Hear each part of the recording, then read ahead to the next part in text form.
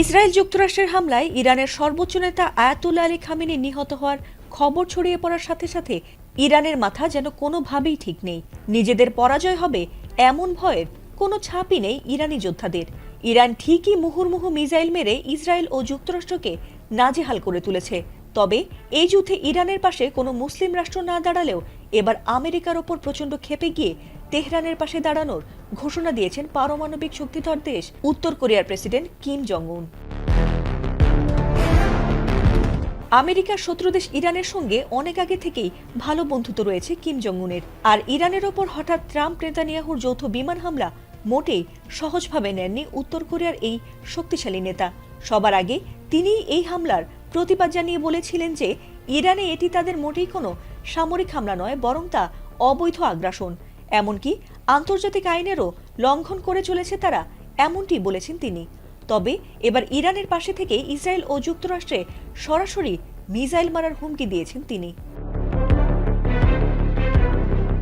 ইরানের পাশে থেকে কিম জং উনের এমন ঘোষণার পরপরই কিছুটা হলেও ট্রাম্পের কপালে দেখা দিয়েছে দুশ্চিন্তার ভাঁজ।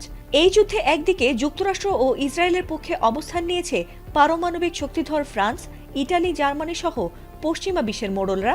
অন্যদিকে ইরানের পাশে পারমাণবিক শক্তিধর রাষ্ট্র চীন ও উত্তর কোরিয়ার অবস্থান এই যুদ্ধে অন্যদিকে মোড় নিতে যাচ্ছে।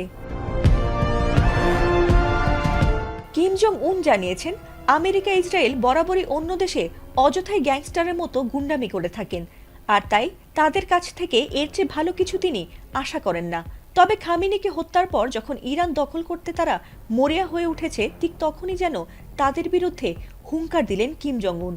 এবার ইরানকে সাহায্য করতে মিসাইল পাঠাতে চান বলে জানিয়েছেন তিনি। এমনকি একটি মিসাইলই তাদের সবাইকে ধ্বংস করে দিতে যথেষ্ট, এমনটাও জানিয়েছেন তিনি।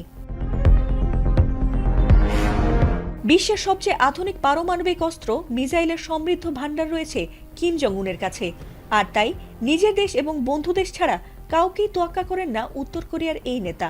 বিশেষ করে আমেরিকা আর ইসরায়েলকে তো পাত্তাই দেন না তিনি।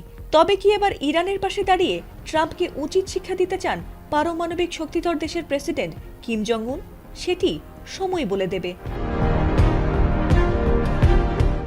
এদিকে নেতানিয়াহুর বাসভবনে ইরানের হামলার পর আতঙ্কে দিশেহারা হয়ে পড়েছে ইহুদিরা। ট্রাম্পের যুদ্ধবিরতির প্রস্তাব সরাসরি নাকচ করে দিয়ে একের পর এক মিসাইল ছুড়ে মার্কিন ঘাঁটি ও ইসরায়েলের স্থাপনা গুঁড়িয়ে দিচ্ছে ইরান। কোনোভাবেই এ যুদ্ধে থামছে না ইরান। তবে কি তৃতীয় বিশ্বযুদ্ধের মুখোমুখি হচ্ছে সারা বিশ্বের মানুষ? ফাতেমা সুলতানা, এটিএন বাংলা।